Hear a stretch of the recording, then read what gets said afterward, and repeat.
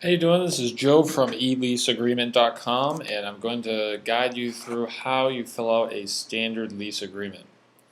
Okay, the first part, we have the term of the lease agreement. How many months is it going to be? A typical residential lease agreement is 12 months, so we're just going to write 12 right in here. A lease usually begins on the first day of the month, and we'll just do January. The year 2013. We'll say it starts in the future and it ends on, we'll say, December 31st, 2013. 1 year lease. Landlord, we'll just make the landlord be the Landlord Inc. with a mailing address of 90 Landlord Way. This is where you put in the landlord's address. The city of Landlordville, the state of New York, zip code. Well, I don't know any zip codes in New York, so we're actually going to do Florida. 33139, which is Miami Beach. And the tenant, we'll just say his name is Joseph. Tenant, man.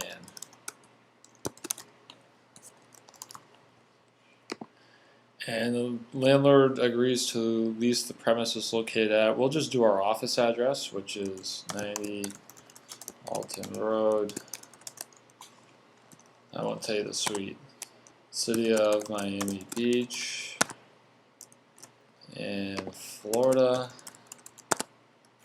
33139. And if the apartment is, or condo or house or whatever it is, has any furnishings, you'd put it in here. Like, let's say we're leaving them desks and couches. But you can put in there whatever you want. This is sounding like more of an office lease, but this is still a residential. And if there are any restrictions, like some of these can kind of be silly, like no must have shoes on an elevator. But it can be whatever you want, and you can actually, if you have a lot of restrictions, write something like see attachment and put all your restrictions in a separate attachment to this document. This is just use, just says that you're going to be being a typical tenant, which is just doing your typical day-to-day things there. And this is where the landlord will be telling you if you can make any alterations. Most landlords say no, which means that you can't paint, put in a dishwasher, replace a dishwasher, do anything without the landlord's approval. So the tenant can't do anything for the most part if this is checked off. Pets, we'll say that the tenant is not allowed to have a pet. And then this is, if someone's blind, they say have a dog. And why you have that dog, probably most of the time it's because you're blind. If there are any minor children, you have to list them in here. And this is the box where you write in the rule. The landlord writes in the rule of, how many days can a guest stay there for. Most landlords say a week, but it can be anything that you want. This is where you write in the rent. We'll just say the rent is $1,000. 1,000. Payable in the name of, where do you want the checks made out to? We'll just say Landlord Inc.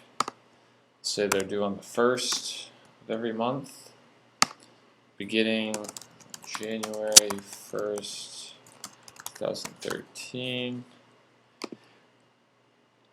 And typically you have the rent sent somewhere. I know a lot of buildings have a Dropbox, but we'll just say that we want the rent sent to 95 Alton Road. So the landlord will be living right next door.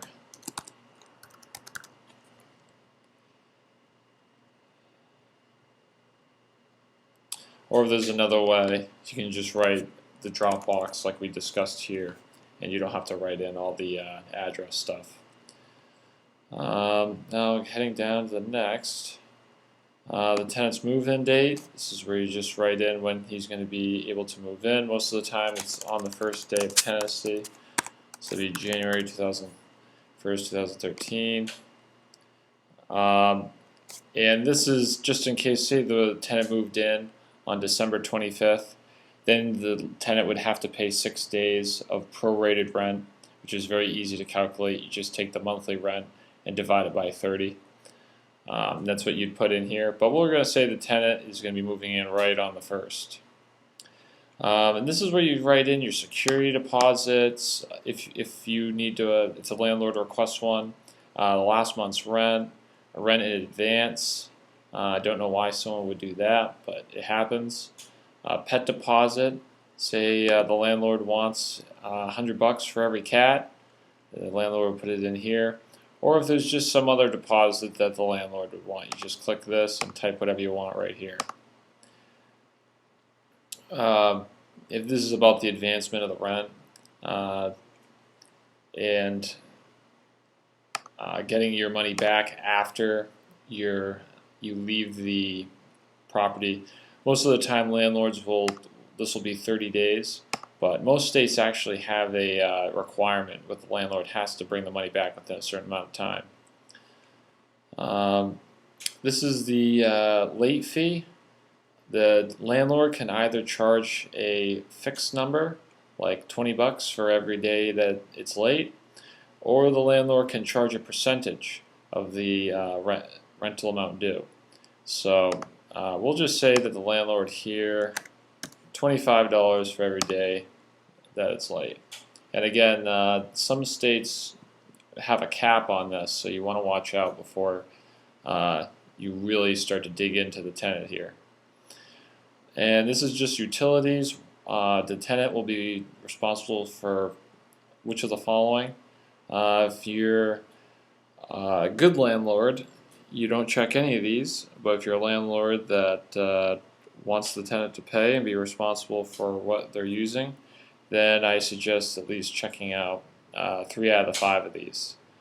But we're going to be a good landlord and we're not going to check any of these off. Subletting and assignment. This basically just says that the tenant cannot sublet the premises to someone else without your permission. And this is just legal jargon about maintenance, saying the tenant has to keep everything up to date.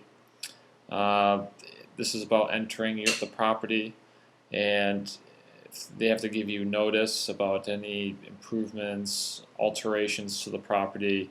Again, you don't really have to read this, just skip over it. Prohibited acts by the landlord basically just says that he can't lock your own door or change your locks on you. That'd be breaking the lease.